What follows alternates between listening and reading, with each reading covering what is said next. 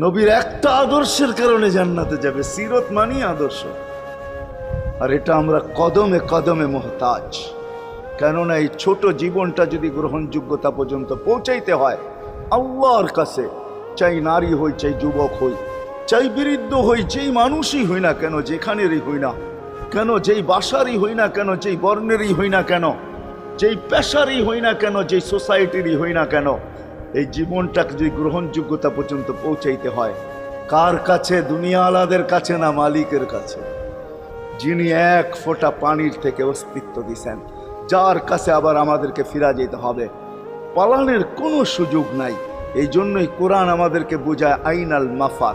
আল্লাহ বলতেছে কোথায় ভাগবে তুমি, বলো কোথায় ভাগবে?